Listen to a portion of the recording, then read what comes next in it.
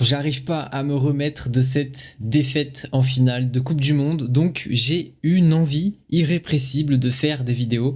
J'espère qu'elles vous plairont. Salut à tous les amis, bienvenue pour cette nouvelle vidéo. Je suis très triste, je pensais que la tristesse allait disparaître petit à petit au fil de cette soirée de défaite en finale de Coupe du Monde. Et en fait, je suis en train de ressasser l'action de Randal Kolo Muani, le pauvre. Et plus ça va, plus on avance dans cette soirée et plus je suis malheureux. Donc j'ai une envie irrépressible de faire des vidéos.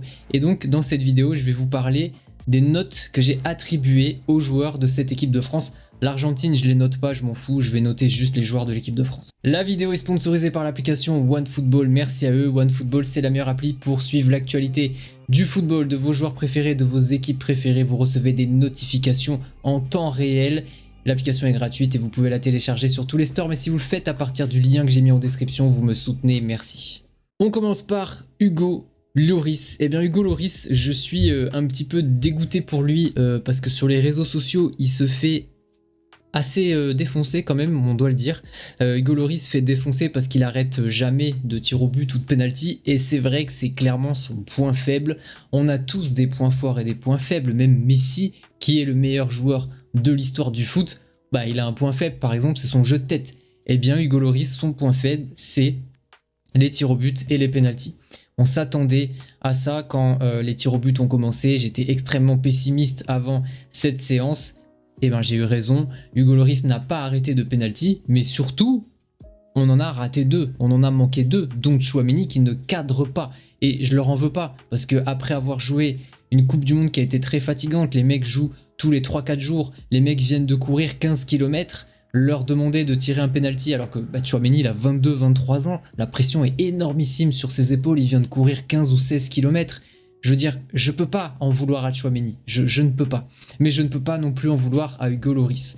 Donc Hugo Lloris, je lui mets une note de 6, parce que mine de rien, si on arrive au tir au but, c'est aussi grâce à Hugo Lloris, notamment sur cet arrêt qui nous sort sur cette frappe de Lionel Messi, mais il fait aussi quelques sauvetages dans les prolongations. Donc merci à Hugo Lloris de nous avoir donné une chance d'y croire, d'arriver au tir au but. Et après au tir au but, malheureusement, il n'a pas su être décisif. Mais voilà, un gardien qui arrête un tir au but, c'est pas normal entre guillemets. Si tu tires parfaitement ton tir au but, si tu tires fort et pas mi-hauteur, fort sur le côté, petit filet, normalement le gardien ne l'arrête pas. C'est une anomalie, je dirais, qu'un gardien arrête un tir au but. Donc j'ai absolument aucune rancœur et je pense que les gens, il va falloir qu'ils se calment sur les réseaux sociaux parce que ce bashing contre Hugo Lloris, ça va 2 minutes. Je sais que beaucoup attendent Mike Maignan, et moi aussi Mike Maignan c'est un gardien incroyable, mais je veux dire défoncer Hugo Lloris par rapport à tout ce qu'il a fait en équipe de France, c'est proprement scandaleux. Jules Koundé, je trouve qu'il fait un match plutôt solide à la Jules Koundé, c'est-à-dire un latéral droit extrêmement limité offensivement.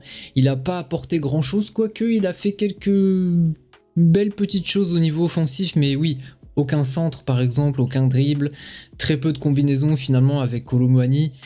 Donc match compliqué offensivement, mais en même temps c'est un défenseur central. Je veux dire, si tu mets je sais pas, Romero ou Otamendi arrière droit, faut pas s'attendre à ce qu'il fasse des centres et qu'il soit dangereux offensivement. Donc on a ce qu'on mérite, je dirais. Si tu mets Koundé latéral droit, eh bien tu as un défenseur central qui joue à droite. Donc je l'ai trouvé plutôt correct, je vais lui attribuer la note de 5. Il a été plutôt correct défensivement et inexistant offensivement. Ce que je reproche en fait à Koundé, c'est que si tu mets un défenseur central sur un côté, ok, offensivement t'attends rien, mais défensivement t'attends quand même qu'il soit solide. Et je le trouve pas très solide défensivement non plus. Donc ça par contre ça me pose plus un problème. Théo Hernandez à gauche, il est passé à côté de sa finale. Clairement, moi je lui mets une note de 3 ou 4. Je dirais 3 parce que offensivement on attend beaucoup de lui, et là sur ce match il a été pris par l'agressivité des Argentins, on l'a pas vu, et défensivement c'est pas son fort non plus, c'est pas un défenseur dans l'âme, mais je l'ai pas trouvé solide. Donc je trouve qu'il a vraiment fait une très mauvaise finale, il est passé à côté, et la rentrée de Camavinga à sa place, ça a été un très bon coaching de la part de Didier Deschamps. Camavinga a fait une excellente entrée au poste d'arrière gauche. Donc il se débrouille finalement très bien, Camavinga arrière gauche. Je pense pas que ça soit son avenir en sélection, j'espère pas. Sa place à mon avis elle est au milieu de terrain en sélection, mais en tout cas il a bien dépanné Kamavinga. En défense centrale, Upamecano, Varane. Upamecano, moi je lui mets un 8. Il a fait un match pour moi excellent. Il nous a sauvés. Si on arrive au tir au but, c'est aussi grâce à Upamecano qui a fait 2-3 sauvetages absolument incroyables où moi je pensais que l'Argentine allait marquer. Et t'as un Upamecano qui sort de nulle part avec un tacle glissé de nulle part. Il a été, je trouve, très bon. Il a pris des risques dans ses relances. Au niveau des relances, ça a été le seul, parce que je trouve que Varane l'a pas fait du tout, à avancer avec le ballon et à tenter des passes un petit peu compliquées qui coupent des lignes. Alors peut-être un peu moins que d'habitude parce que en face c'était compliqué, on avait cette équipe d'Argentine très agressive, il y avait peu d'espace, mais malgré tout il a essayé de faire des passes un petit peu plus compliquées contrairement à Raphaël Varane. Donc Upamecano pour moi il a fait un excellent match et je doutais un petit peu de lui, j'aurais préféré que ce soit Konaté qui soit titulaire. Eh bien il m'a fait mentir et je pense que l'avenir en sélection c'est la charnière Konaté Upamecano. Je pense qu'avec cette charnière on est tranquille pendant un moment. Il y en a un qui va avoir du mal à être titulaire, à reprendre sa place de titulaire, à mon avis c'est Presnel Kimpembe, parce qu'en vrai Konaté Upamecano ils ont fait une meilleure coupe du monde que Kimpembe par exemple il y a 4 ans. En tout cas ils m'ont plus impressionné ces deux là que Kimpembe avec le maillot bleu. Raphaël Varane, je pense que Raphaël Varane a été juste pour cette Coupe du Monde. On savait blessé avant la Coupe du Monde, donc c'était pas un très grand Raphaël Varane pour cette Coupe du Monde. Je pense qu'il n'a pas fait une Coupe du Monde exceptionnelle, et en plus il a été touché par ce fameux virus du chameau ou Covid, je sais pas trop. Donc je l'ai trouvé un peu en dedans, un peu, voilà, pas très dominant physiquement, un petit peu fatigué. Et on l'a vu, hein, il est sorti, il était quasiment en train de vomir, il était à 4 pattes quasiment en train de vomir à côté du poteau de corner, ce qui prouve son état physique. Donc Raphaël Varane, moi je lui mets une note de 5. Il a quand même fait un sauvetage à un moment dans la surface de réparation sur un centre, mais je trouve que balle au pied, il provoquait rien du tout. Il avait le ballon, il regardait autour de lui. Alors oui, il n'y avait pas beaucoup de solutions, mais il a tenté aucune passe longue, aucune passe qui casse les lignes, contrairement à Upamecano qui était plus dynamique. Donc Varane, très souvent, il jouait vers l'arrière, il jouait vers Hugo Lloris, et ça m'a agacé 3-4 fois de jouer comme ça vers l'arrière. Parfois, tu avais des touches en situation offensive près de la surface de réparation de l'Argentine, on jouait en retrait, Varane avait le ballon, et hop, il jouait sur Hugo Lloris. On se retrouvait d'une situation offensive avec une touche offensive à jouer avec Hugo Lloris à cause de Varane qui jouait tout le temps en retrait. Donc ça m'a un petit peu agacé, donc je trouve qu'il n'a pas fait un très grand match, et puis mine de rien, quand tu te prends 3 buts, même dans un match comme ça, on peut pas mettre un 8 sur 10 à tous les défenseurs. Au milieu de terrain, le milieu de terrain a beaucoup souffert dans ce match, et je vais même dire dans ce tournoi finalement. Aurélien Tchouaméni, je suis assez déçu de sa Coupe du Monde, j'en attendais beaucoup plus d'Aurélien Tchouaméni. Je sais que les deux joueurs sont pas comparables, mais si on compare avec Pogba a fait une performance majeure en Coupe du Monde 2018. En plus d'être très bon sur le terrain, au niveau du vestiaire, c'était un vrai leader. La perte de Pogba, en fait, était une énorme perte pour cette Coupe du Monde, hein. On le sous-estime peut-être un peu, mais le rôle de Pogba en équipe de France, il est absolument crucial. Et Tchouaméni, clairement, il remplace numériquement Pogba au milieu de terrain, même si ce ne sont pas des joueurs qui se ressemblent, footballistiquement parlant. Tchouaméni, je trouve qu'il a pas fait une très bonne Coupe du Monde, et il a pas fait une bonne finale non plus, et malheureusement il rate un tir au but dans cette séance de tir au but. Malheureusement c'est triste pour lui, ça vient ponctuer une Coupe du Monde mi-figue mi-raisin pour Tchouaméni, donc moi je lui mettrai la note de 4. Au milieu de terrain on retrouve Rabiot, qui lui aussi on le sentait un petit peu en dedans physiquement, lui aussi touché par un virus. Il a beaucoup joué dans cette Coupe du Monde et je l'ai trouvé un peu en difficulté aussi dans ce milieu de terrain. Ce milieu de terrain a été étouffé en fait. Et Rabiot, je le mets quand même une note de 5, j'ai trouvé quand même un cran au-dessus de Tchouaméni, mais ouais, finale un peu compliqué pour Rabiot. Antoine Griezmann, je m'attendais à une grande finale de sa part. Et lui aussi, il a beaucoup souffert physiquement. Je pense que voilà, Griezmann aussi, il joue beaucoup, il fait beaucoup d'efforts. C'est pas un joueur qui est destiné, enfin, peut-être qu'il sera dans les prochaines années, mais à la base, c'est pas un joueur qui est censé jouer milieu récupérateur, milieu défensif quasiment, à faire autant de pressing, à faire autant de tacles, autant d'efforts.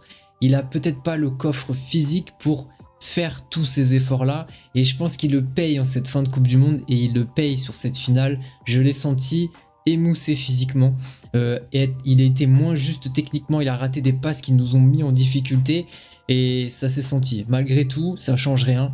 Griezmann a fait une Coupe du Monde incroyable. Il fait partie avec Mbappé, ce sont les deux meilleurs joueurs de cette équipe. Griezmann, c'était clairement le cœur de cette équipe de France. Et Mbappé, le glaive de cette équipe de France. Donc Griezmann, je lui mettrai une note de 4 parce qu'il n'a pas fait un bon match, peut-être même 3. Parce qu'il a vraiment pas fait une bonne finale, il est passé à côté. S'il était plus frais physiquement, nul doute qu'il aurait fait un bien meilleur match. Devant, on retrouve Kylian Mbappé, moi je vais lui mettre 9. On l'a pas énormément vu sur les 50-60 premières minutes. Mais après, ce qu'il fait, c'est incroyable. Il sauve l'équipe de France qui était en enfer. Il réduit la marque. Il arrive à supporter la pression de tirer 2 pénaltys et de les transformer. Ça, c'est incroyable. Surtout quand on connaît l'historique d'Mbappé qui a raté des pénaltys importants dans sa carrière. Et là, on voit que voilà, il a tout simplement porté ses baloches et il a marqué ces 2 pénaltys. Incroyable. Il met ce triplé en finale de Coupe du Monde. Je crois que c'est arrivé qu'une seule fois dans l'histoire de la Coupe du Monde. Il n'a que 23 ans. C'est fou. La note pour moi c'est 9, c'est peut-être même un 10 parce que franchement c'est une prestation incroyable de Kylian Mbappé. Incroyable. Ousmane Dembélé, il est passé complètement à côté de son match. Il fait une toute petite faute sur Di Maria. Franchement, je ne comprends pas pourquoi il n'y a pas eu la VAR. Je ne comprends pas parce que pour moi il n'y a pas faute. Pour moi, il n'y a pas faute, c'est pas suffisant ce contact, il y a eu un micro-contact, Di Maria a très bien joué le coup, il est tombé un peu tout seul. Pour moi, il n'y a pas faute, pour moi, s'il y a la VAR et que l'arbitre visionne les images, pour moi, il annule la décision et il annule le penalty, pour moi. Et ce penalty, on a senti que ça a fait beaucoup de mal à Dembélé, on l'a senti, et derrière, il a raté tout. Toutes les passes, tous les contrôles, il a tout raté. Et pour que Deschamps le sorte avant la mi-temps, c'est que vraiment ça allait pas du tout. Donc force à Dembélé, il fait quand même un mondial qui est correct. Pas exceptionnel, mais correct. Mais force à lui parce que là, franchement, il doit être au plus mal. Malgré tout, je suis obligé de le sanctionner. Bon, ils s'en foutent. Hein. D'une note de 2. Ouais, 2. Je peux pas mettre 3 parce qu'en vrai, je sais même pas où sont les 3 points. Donc je vais mettre 2 juste pour la présence sur le terrain. Olivier Giroud. Il y a peut-être une petite fausse note du côté du coaching de Deschamps, c'est que il a aligné Olivier Giroud et c'est évident qu'il est à la fois cramé physiquement, il a 36 ans, il enchaîne les matchs de très très haut niveau tous les 3-4 jours, donc au bout d'un moment ça se paye dans les jambes, donc il a aligné Giroud alors qu'il est cramé physiquement et qu'il est blessé, il est blessé au genou, sauf que Giroud serre les dents, a quand même voulu jouer et Deschamps a voulu l'aligner, mais à mon avis c'est une erreur. On aurait tout de suite dû mettre Mbappé devant et Thuram à gauche et peut-être même Randal Kolo Muani à droite. Bon, le fait que Dembélé soit titulaire c'est normal, mais au moins mettre Thuram, Mbappé devant, ça aurait peut-être changé un tout petit peu la physionomie du match. Mais pour moi c'est une erreur. Olivier Giroud je peux même pas le noter parce qu'il a tellement peu joué dans ce match que je peux pas mettre de note à Olivier Giroud, mais bon, quand il était là, il n'a pas été bon, on l'a pas vu du tout, donc je lui mettrai un 2. En même temps, vu son état physique et vu l'état de son genou, c'est normal. Les rentrants, et ça c'est quelque chose qui m'a fait énormément plaisir, et c'est un motif d'espoir pour la suite pour l'équipe de France, parce que maintenant il faut se projeter sur la suite. Les rentrants sont tous jeunes. Marcus Thuram, Camavinga, Kolo Muani, Fofana, Coman, Konaté, Disasi, tous ces joueurs-là sont rentrés et ils sont, bon, peut-être pas Disasi, il a à peine joué, je me demande s'il a touché un ballon, mais tous les autres, même Fofana, ont tous fait des bonnes rentrées. Camavinga, je lui mets une note de 6 parce qu'il a fait une très bonne rentrée, il a vraiment été supérieur à Théo Hernandez, je l'ai trouvé très dynamique, vraiment Camavinga m'a surpris. Marcus Thuram, j'adore ce joueur, dès que je peux le dire en vidéo, je le dis, j'adore Marcus Thuram. Pour moi, il représente l'avenir de l'équipe de France. Marcus Thuram, pour moi, c'est un 6. Il a fait une très bonne rentrée dans un contexte très difficile, dans une équipe qui était en énorme difficulté, une équipe menée 2-0. Il a réussi à tirer son épingle du jeu. Kolo Muani, 7. Je lui mets un 7. Il a fait un superbe match, il a gagné énormément de duels, ça a été une menace constante sur l'Argentine. Malheureusement, ce qui vient entacher sa performance, c'est cette action qui rate, cette action incroyable qui rate face à Martinez. Je reformule, il n'a pas raté cette action, c'est Martinez qui a sorti son tir. Parce qu'en vrai, il a fait le geste juste face à Martinez. Il a fait le geste juste, c'est juste Martinez qui a sorti un arrêt incroyable, avec une souplesse de jambe. Je veux dire, si tu essaies de faire l'arrêt de Martinez, tu te brises l'ischio-jambier. Vraiment, des fois il y a un dieu, je pense. Des fois il y a des matchs comme aujourd'hui où tu es obligé de croire en Dieu. Parce que là, il y avait des forces qui avaient décidé que l'Argentine gagne, quoi qu'il arrive. Et là, cet arrêt, il est christique. Il est fou, cet arrêt. Il est fou. Il est fou. Donc, Randal Colomani, ça n'enlève en rien sa performance. Je lui mets un 7. Et il a fait une très belle performance. Et lui aussi représente l'avenir de cette équipe de France. Fofana a fait une très bonne rentrée. J'ai beaucoup aimé sa récupération de balle près du poteau de corner. Et derrière, il harangue le public et son équipe. Ça, j'aime bien cette mentalité de leader. Et c'est pas impossible qu'on revoie régulièrement Fofana au milieu de terrain. Après, il y a des retours de blessés, Pogba, etc. Donc, c'est pas certain qu'on le revoie très régulièrement, mais c'est un bon Fofana. Coman a fait une bonne rentrée, il avait mal au genou, il a pris un coup au genou, je pensais qu'il allait sortir direct dans la foulée, sauf qu'on avait personne pour remplacer Coman, donc heureusement qu'il s'est pas blessé, et je l'ai trouvé bien meilleur qu'Ousmane Dembélé qui a raté clairement sa finale, ça arrive. Coman a été très bon, et Konaté, le peu qu'il était là, je l'ai trouvé très bon. À un moment donné, il était ailier droit et c'est plutôt bien débrouillé, parce que Konaté, faut pas croire que c'est un grand vigile juste costaud, c'est un joueur qui a du ballon, c'est un joueur qui est plutôt technique, qui est même technique. Je pense que si on joue contre lui en five, on serait extrêmement surpris. Je pense que c'est vraiment un gars qui a du ballon, et ses mouvements quand il était ailier droit, là je sais pas pourquoi il s'est retrouvé ailier droit, ça se voit que c'est un bon joueur de ballon, et lui aussi c'est l'avenir de l'équipe de France. Donc défaite cruelle qui fait très mal, mais encourageante, parce que il y a énormément de talent dans cette équipe, elle est très jeune, et tous les rentrants ont fait une très bonne rentrée, et tous les rentrants sont jeunes, et ça c'est quand même hyper encourageant pour la suite, qui, je l'espère, sera avec Didier Deschamps, parce que je pense que Deschamps a beaucoup de choses à donner à l'équipe de France, et Didier Deschamps, c'est le meilleur sélectionneur de l'histoire de l'équipe de France, et je pense qu'aujourd'hui on n'a pas mieux. Je sais que beaucoup attendent Zidane, mais je pense qu'il n'est pas encore l'heure pour Zizou. Je pense que Deschamps a encore des choses à donner, et j'espère qu'il sera avec nous. Merci en tout cas si vous avez visionné cette vidéo jusqu'au bout. Si tel est le cas, pensez à mettre un pouce bleu, pensez à vous abonner pour ne pas rater les prochaines vidéos d'actu sur le foot et des jeux de foot, et je vous dis à très bientôt. Salut.